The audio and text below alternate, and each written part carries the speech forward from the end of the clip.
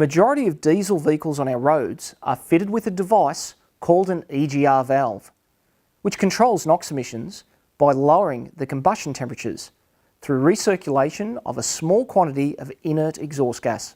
The intake manifolds on these engines tend to cake up with a sticky black muck or sludge and become restricted.